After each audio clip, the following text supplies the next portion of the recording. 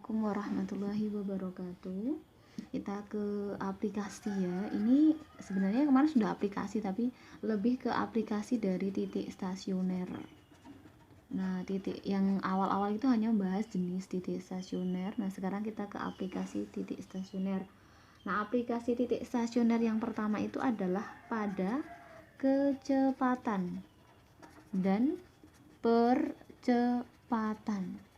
Nah, percepatan sama kecepatannya adalah sesaat ya, karena ada kecepatan dan percepatan rata-rata, bukan itu yang kita pakai. Yang kita pakai adalah kecepatan dan percepatan sesaat. Nah, di sini sebelumnya kita pakai definisi. Definisinya itu kita punya simbol ST. ST nanti itu sebagai simbol jarak.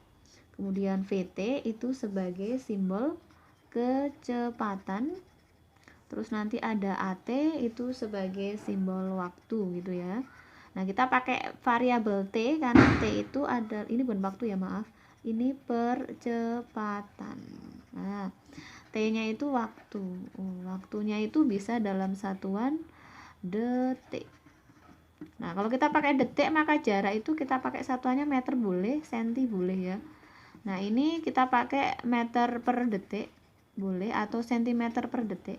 Kalau ini kita pakai meter per detik kuadrat. Nah, itu secara satuan dulu ya. Kita buat ketentuan seperti itu biar nanti tidak bingung secara simbol. Nah, kita pakai yang pertama. Apa ini? Ada kecepatan. Jadi, kalau kita merunut pengertian kecepatan itu sebenarnya yang sesaat ya, itu adalah laju perubahan jarak terhadap perubahan waktu. Nah, karena definisinya itu, maka kita punya yang namanya laju jarak terhadap laju waktu. Maka kita punya VT itu adalah D. Laju kemarin diferensial D. D dari ds per dt. Atau secara simbol yang kita pakai itu VT itu adalah S aksen T atau turunan pertama dari S, dari jarak gitu ya. Kemudian kalau ngomong percepatan itu laju perubahan kecepatan terhadap laju perubahan waktu. Nah, laju sendiri itu dv, kecepatan, waktu dt gitu ya. Ini pakai simbolnya AT. Maka secara simbol dv per dt yaitu turunan v itu adalah v aksen t gitu ya. Loh, jadi tinggal diturunkan. Jadi untuk mencari v itu jarak diturunkan sekali ya. Kemudian a, percepatan itu kecepatan diturunkan sekali. Nah, kalau memang kita hubungkan dengan yang atas, oh berarti AT itu V diturunkan sekali, tapi kalau pakai S itu S diturunkan 2 kali. AT itu S double aksen T. Nah, itu ya kesimpulannya ya. Nah, itu untuk aplikasi titik stasioner pada kecepatan dan percepatan sesaat. Nah, gitu ya. Nah, lanjut. Soal di sini misal ya ada jarak tempuh ya, jarak yang ditempuh suatu partikel ini satuannya meter dalam T detik dinyatakan dengan rumus kita punya ST. Nah, pertanyaannya adalah pada saat kecepatan. Nah, ini kita bisa nyari dulu nih.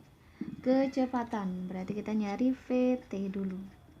VT itu diperoleh dari S aksen T yang tadi ya. VT sama dengan turunan dari jarak. Kita cari keturunannya S berarti 3 ke depan ke pangkat 2 T nya pangkat dikali 2 ya, pangkat 1 ditambah T 1 berarti ya 3T kuadrat 4T plus 1 itu yaitu VT. Oh ya, lockdown aduh, ini ya FVT udah selesai. Nah, ini ada keterangan bahwa VT-nya atau kecepatannya 21. Berarti 21 sama dengan 3T kuadrat plus 4T plus 1. Oh ya, 3T kuadrat 4T plus 1 ini pindah kanan. Min 21, 3T kuadrat 4T min 20 sama dengan 0. Ini kita faktorkan untuk mendapatkan T-nya. Kapan kecepatannya itu sama dengan 21 meter per detik. Ini T, ini ambil 10, ini 2, ini itu plus, ini min ya. Nah, dengan dihitung ketemu T-nya min 10 per 3, ini T-nya 2. T itu waktu nggak mungkin negatif ya.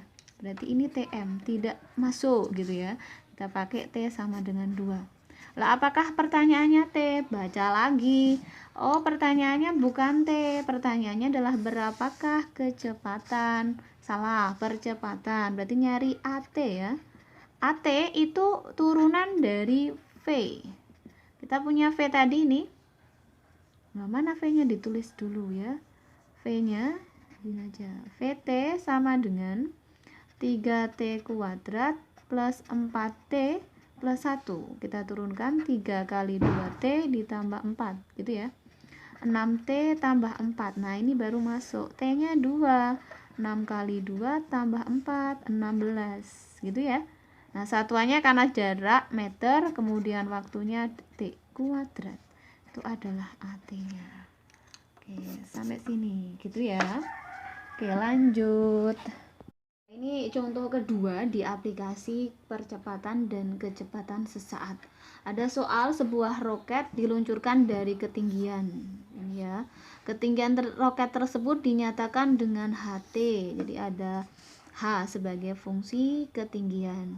Dengan H dalam meter, kemudian T dalam detik. Roket akan mencapai tinggi. Nah, di sini tidak mencari kecepatan, tidak mencari percepatan, hanya mencari tinggi. Tingginya tapi maksimum. Nah, tingginya sudah punya. Apa tingginya? Itu tingginya 0,25 15T min 5T kuadrat. Loh, kalau ada kata maksimum berarti kita ngomongnya stasioner.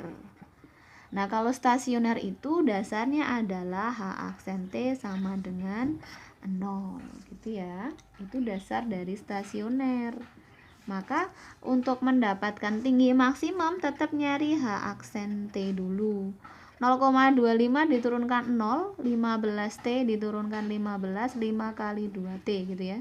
Diperoleh 15 min 10T. Tadi H aksen T sama dengan 0. Berarti 15 min 10 T-nya 0, 15 ke kanan ya T-nya ya. T-nya 15 per 10 atau 3 per 2 gitu ya, satuannya detik. Itu adalah T-nya. Itu ya. Nah, itu pertanyaannya kalau mencari saat. Nah, saat itu otomatis waktu ya, sudah selesai pertanyaannya. Nah, tapi kalau misalkan pertanyaannya lain, apa pertanyaan yang mungkin? Nah, berapakah tinggi maksimum? Kalau mencari tinggi maksimum itu kita kembali ke HT-nya lagi. HT-nya tadi 0,25 15T min 15 5T kuadrat itu ayam ya Allah. Ini dimasukkan 0,25 15 kali 32 5 kali 3 per 2 kuadrat gitu ya. Ini 1/4, ini 45 per 2, ini 45 per berapa ini?